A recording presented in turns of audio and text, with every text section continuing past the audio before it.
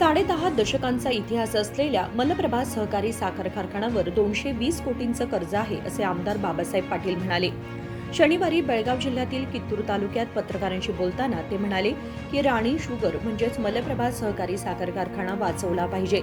शासन स्तरावर गैरव्यवहार केलेल्यांवर कारवाई झाली पाहिजे. ನಮಸ್ಕಾರಗಳನ್ನ ಹೇಳ್ತಾ ಇವತ್ತಿನ ದಿನ ಈ ಭಾಗದ ಕಲ್ಪವೃಕ್ಷ ಮಲಪ್ರಭಾ ಸಕ್ಕರೆ ಕಾರ್ಖಾನೆ ಪುನಶ್ಚೇತನ ಪನಲ್ ಮುಖಾಂತರ ಇವತ್ತು 3 ತಾಲೂಕಿನಾದ್ಯಂತ ಎಲ್ಲರೂ ಹಿರಿಯರು ಸೇರಿ ನಾಮಿನೇಷನ್ ಫೈಲ್ ಮಾಡುವಂಥ ಪ್ರಕ್ರಿಯೆ ಮಾಡಿದ್ದೀವಿ. ಬಹುತೇಕ ಎಲ್ಲರಿಗೂ ಈ ಭಾಗದ ರೈತರಿಗೆ ಆ ಕಾರ್ಖಾನೆ ಬಗ್ಗೆ ಅವ್ರಿಗೆ ಆದಂಥ ಆ ಕಲ್ಪವೃಕ್ಷನ ಕಳ್ಕೊಂಡು ಹೋಗಿದ್ದೆವು. ಅದನ್ನು ಮತ್ತೆ ಪುನಶ್ಚೇತನ ಮಾಡಬೇಕು, ನೀವೆಲ್ಲರೂ ಸೇರಿ ಮಾಡಿದ್ರೆ ಅದಕ್ಕೊಂದು ಒಳ್ಳೆಯ ರೂಪ ಬರ್ತೈತೆ ಅನ್ನುವಂಥ ಅವ್ರ ಅಪೇಕ್ಷೆ ಮೇರೆಗೆ ಇವತ್ತು ಎಲ್ಲ ಬೆಳಗಾವಿ ರೂರಲ್ ಆಯಿತು, ಖಾನಾಪುರ ಆಯಿತು, ಕಿತ್ತೂರು ಹಾಗೂ ಬೈಲಹೊಂಗಲ ಎಲ್ಲ ರೈತರನ್ನ ಒಳಗೊಂಡು ಇವತ್ತು 15 ಜನ ಪ್ಯಾನಲ್ ಮಾಡಿದ್ದೀವಿ. ಮತ್ತು ಅದರದ ಹಿಸ್ಟ್ರಿ ಹೇಳ್ಬೇಕಂತಂದ್ರೆ ಸುಮಾರು 6-7 ದಶಕದಿಂದ ಇಲ್ಲಿ ಇದ್ದಂಥ ನಮ್ಮ ಹಿರಿಯಂದಿರು ಸಾಕಷ್ಟು ಶ್ರಮಪಟ್ಟು ಸುಮಾರು 16,500 ಸದಸ್ಯರನ್ನು ಹೊಂದಿ ಸ್ಥಾಪನೆ ಆದಂಥ ಫ್ಯಾಕ್ಟ್ರಿ. ಸುಮಾರು 80ರ ದಶಕದಾಗ ನಮಗೆಲ್ಲ ಗೊತ್ತೈತಿ, ಭಾರತ ಸಾರಥಿ ಅವಾರ್ಡ್ ಕೂಡ ಸಿಕ್ಕಂಥದ್ದೊಂದು ಉದಾಹರಣೆ ಐತಿ.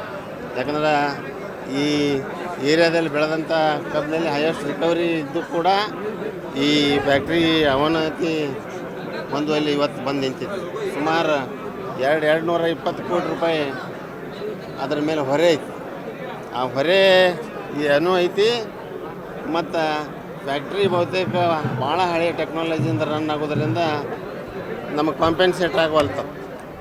ಆ ಸಾಲದ ಹೊರೆ ಜೊತೆಗೆ ಆ ಫ್ಯಾಕ್ಟ್ರಿಯನ್ನು ಪುನಶ್ಚೇತನ ಮಾಡಬೇಕನ್ನುವಂಥ ಒಂದು ವಿಚಾರ ಇಟ್ಕೊಂಡು ಎಲ್ಲ ಸಮಾನ ಮನಸ್ಕರು ಕೂಡಿ ಇದರಾಗ ಯಾವುದೂ ರಾಜಕಾರಣದ ಪಾರ್ಟಿಗಳನ್ನ ತೊಗೊಂಡಿಲ್ಲ, ಯಾವುದೇ ಪಾರ್ಟಿ ಇರಲಿ ಆ ಫ್ಯಾಕ್ಟ್ರಿ ಉಳಿಬೇಕನ್ನುವಂಥ ಉದ್ದೇಶದಿಂದ ಎಲ್ಲರೂ ಸೇರಿ ಒಳ್ಳೆಯ ಅಭ್ಯರ್ಥಿಗಳನ್ನ ಹಾಕಿದೆವು.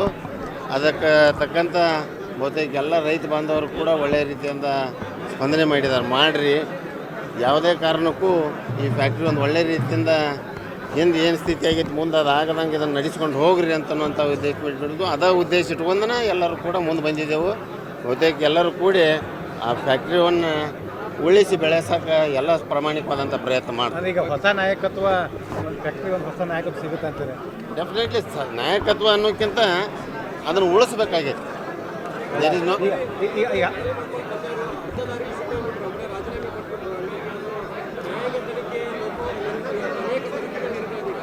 ಡೆಫಿನೆಟ್ಲಿ ಸವಾಲುಗಳಿದ್ದಾವೆ. ಅನೇಕ ವಿಚಾರಣೆಗಳು ಕೂಡ ನಡೀತಾ ಇದ್ದಾವೆ. ಬರಲ್ಲ, ಸರ್ಕಾರದ ಮಟ್ಟದಿಂದ ನಡೀತಾ ಇದೆ. ಅದು ಯಾರು ತಪ್ಪಿಸ್ತಾರಿದ್ರೆ ಅವರಿಗೆ ಪನಿಷ್ಮೆಂಟ್ ಆಗತ್ತೆ, ದಟ್ ಇಸ್ ಡಿಫ್ರೆಂಟ್. ಬಟ್ ಈಗಿದ್ದಂಥ ಸವಾಲು ಅಂತಂತಂದರೆ ಆ ಕಾರ್ಖಾನೆಯನ್ನು ಉಳಿಸ್ಬೇಕು. ಅದು ಒಂದೇ 1 ಪಾಯಿಂಟ್ ಎಜೆಂಡಾ. ಯಾಕಂದ್ರೆ ಇಲ್ದಿದ್ರೆ ಅದು ಮುಚ್ಚೋ ಸ್ಥಿತಿಯಾಗ ಬಂದು ನಿಂತೈತಿ. ಇಲ್ಲಿದ್ದಂಥ ರೈತರದ್ದು ಕೂಡ ಅದು ಆಶಾಭಾವನೆ ಐತಿ. ನಿಮ್ಮ ಪೆನಲ್ ಗೆಲ್ಲುತ್ತೆ, ನಿಮ್ಮ ಪೆನಲ್ ಜಯಬೇರಿ ಬರ್ಸುತ್ತೆ. ಪ್ರಾಮಾಣಿಕವಾಗಿ ಅದು ಗೆದ್ದು ಅದನ್ನು ಏನಾರು ಒಂದು ಮಾಡಿ ತೋರಿಸ್ಬೇಕು ಅನ್ನುವಂಥ ವಿಚಾರ ಇಟ್ಕೊಂಡು ಹೊರಟಿದ್ದೀವಿ. ಬಹುತೇಕ ಅದಕ್ಕೆ ಸ್ಪಂದನೆ ಕೂಡ ಒಳ್ಳೆಯ ರೀತಿಯಿಂದ ಸಿಗ್ತೈತಿ. ಆ ನಿರ್ಧಾರ ಎಲ್ಲ ನಮ್ಮ ರೈತ ಬಾಂಧವರಿಗೆ ಬಿಡ್ಬೇಕಾಗತ್ತೆ. ನಾವು ಅವ್ರು ಯಾರು ಒಳ್ಳೆಯವರು ಯಾರು ಕೆಟ್ಟವರು ಬೇಡ, ಯಾರ ಕಡೆಯಿಂದ ಏನು ನೀಗ್ತೈತೆ ಅನ್ನೋದು ಅವ್ರಿಗೆ ನಮಗಿಂತ ಚೆನ್ನಾಗಿ ಗೊತ್ತಿರ್ತೈತಿ. ಅದಕ್ಕೆ ಸ್ಪಂದನೆ ಒಳ್ಳೆಯ ರೀತಿಯಲ್ಲಿ ಕೊಡ್ತೀವಿ.